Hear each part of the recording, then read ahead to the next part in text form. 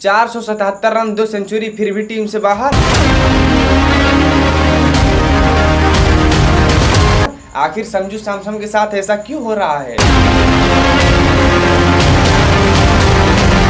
कल्पना कीजिए एक ऐसा बल्लेबाज जो आईपीएल में सिर्फ मैच नहीं खेल रहा था, वो गेंदबाजों के जहन में घुसकर उसे डरा रहा था। 14 मैचों में 477 रन, 165 का strike rate, 2 century, 4 half century. ये सिर्फ एक फॉर्म नहीं है, ये बताते हैं कि एक बल्लेबाज आईपीएल में कितना खतरनाक प्रदर्शन किया है। जब टीम इंडिया की नई टी20 टीम घोषित होती है तो उस बल्लेबाज का उसमें नाम ही नहीं है। लेकिन सवाल ये है कि क्या सिर्फ 3 खराब पारी एक इंसान की पूरा भविष्य बदल सकती है, या इसके पीछे कहानी कुछ और है? आज हम भावनाओं से नहीं बल्कि प्रदर्शन और फॉर्म से देखेंगे कि आखिर संजू सैमसन को टीम से क्यों बाहर किया गया है।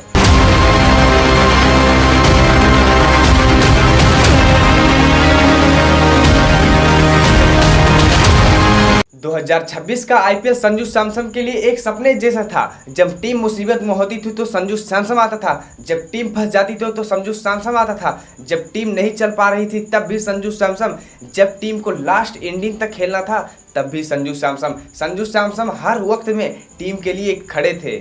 और ये कोई मैं अफवाह नहीं बोल रहा हूँ, ये संजू सैमसन के फॉर्म खुद गवाही देते हैं। 14 मैचों में 477 रन, औसत 43 का, स्ट्राइक रेट 165 का, 2 सेंचुरी, 4 हाफ सेंचुरी, 53 चौके और 24 छक्के। ये सिर्फ एक फॉर्म नहीं है, ये एक बल्लेबाज का पूरा करियर का सबसे तगड़ा फॉर्म है। तभी से लोगों ने सोशल मीडिया पर सवाल करना शुरू कर दिया था, अब तो संजू सैमसन का टीम इंडिया में जगह पक्का है, वो तो अब लास्ट तक खेलेंगे। लेकिन क्रिकेट की सबसे बड़ी सच्चाई यही है, आईपीएल वाला फॉर्म इंटरनेशनल क्रिकेट में नहीं देखा जाता है। आईपीएल का फॉर्म आईपीएल में ही रहता है और इंटरनेशनल का फॉर्म इंटरनेशनल में ही रहता है। जैसे कि संजू सैमसन ने 3 सीरीज खेले, 2 आयरलैंड के खिलाफ, 1 इंग्लैंड के खिलाफ, तो उन्होंने 501 रन बनाया था तो उन्हें बाहर कर दिया गया। लेकिन अगर हम संजू सैमसन का टी20 वर्ल्ड कप 2026 में वो कितने पारी खेले हैं, कितने इंटरनेशनल क्रिकेट खेले हैं, तो वो है 13।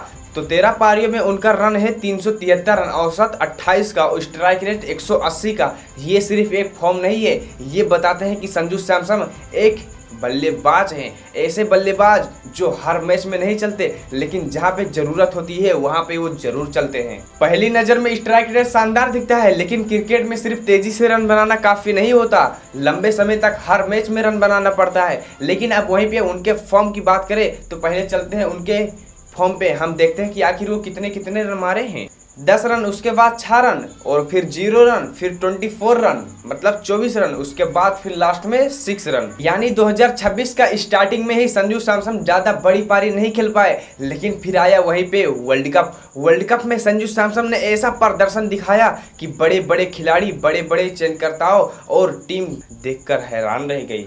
उन्होंने पहले 22 रन बनाए, फिर 24 रन बनाए, उसके बाद 97 रन बनाए, 97। लेकिन यहीं पे नहीं रुके, सेमीफाइनल में 89 रन बनाए और उसके बाद फाइनल में भी 89 रन बनाए। इसे बोला जाता है कब जरूरत पड़ी बल्लेबाज को वहीं पे चलना पड़ता है। इस पारी से संजू सैमसन ने ये साबित कर दिया था कि वो सिर्फ बड़े पारी के लिए खेलते हैं, मैच जिताने के लिए खेलते हैं। लेकिन ये बात याद रखिए, जब जब आपका खतरनाक फॉर्म आता है, आप चलने लगते हैं, लेकिन उसी के बीच में एक डाउनफॉल भी आता है, आपको गिरना पड़ता है, आपको फिर से सब जगह से रिजेक्शन मिलना शुरू हो जाता है। वर्ल्ड कप खत्म हुआ, नई सीरीज चालू हो गई और संजू सैमसन का बल्ला शांत हो गया। पहले मैच में 5 रन, उसके बाद 0 रन, फिर उसके बाद 1 रन, यानी 5-0-1, 3 पारियों में सिर्फ 6 रन। क्या संजू सैमसन का वर्ल्ड कप वाला फॉर्म खत्म हो चुका है, या ये सिर्फ एक खराब दौर था? सोशल मीडिया 2 हिस्सों में बढ़ चुका था, एक थे संजू सैमसन को सपोर्ट करने वाले तो दूसरा थे संजू सैमसन को हेट करने वाले। पसंद करने वाले बोले कि सिर्फ 3 पारियों में किसी खिलाड़ी का भविष्य तय किया जा सकता है, वहीं पे हेट करने वाले बोले आखिर इंटरनेशनल क्रिकेट में कितना ही मौका मिलेगा। जब चयनकर्ताओं को सबसे मुश्किल फैसला लेना पड़ा, क्या आईपीएल के 477 रन ज्यादा मायने करते हैं या फिर इंटरनेशनल के 501? यही सवाल इस पूरी कहानी का सबसे बड़ा मोड़ बन गया। अब सबसे बड़ा सवाल, क्या संजू सैमसन को बाहर करना सही फैसला था ये फैसला मैं भावनाओं से नहीं तथ्य के अनुसार दूंगा। अगर आईपीएल 2026 का प्रदर्शन देखे तो संजू सैमसन का प्रदर्शन काफी ज्यादा शानदार था। 14 मैचों में 477 रन, 2 सेंचुरी, 165 का स्ट्राइक रेट, ये बताते हैं कि बल्लेबाज फॉर्म में है। लेकिन अगर सिर्फ हाल की इंटरनेशनल पारियां देखे तो 5 रन, 0 रन, 1 रन, यानी लगातार 3 पारी में सिर्फ 6 रन। यहीं से चयनकर्ताओं के सामने सबसे बड़ी चुनौती खड़ी हो गई। आखिर किस पर हम भरोसा करें, आईपीएल का फॉर्म या फिर इंटरनेशनल क्रिकेट का फॉर्म? लेकिन दूसरी सोच भी है। टीम इंडिया में जगह पक्का करना है तो प्रतिभा से नहीं, प्रदर्शन देना पड़ता है, लगातार प्रदर्शन देना पड़ता है। मैं मानता हूं कि इंटरनेशनल क्रिकेट में अलग दबाव होता है, लोग प्रेशर में होते हैं, खेल नहीं पाते हैं, आउट हो जाते हैं, क्या क्या नहीं हो जाता है। लेकिन यही एक वजह है कि चयनकर्ताओं को चेंज करने में मजबूर कर देती है। अब बात करते हैं उस नाम की जिसकी चर्चा इन दिनों सबसे ज्यादा है, वैभव सूर्यवंशी, एक युवा खिलाड़ी जिसे भारतीय क्रिकेट का भविष्य माना जाता है। लेकिन ये बात याद रखिए, किसी एक नए खिलाड़ी को मौका मिलना वो पुराने खिलाड़ी का भविष्य खत्म नहीं कर सकता।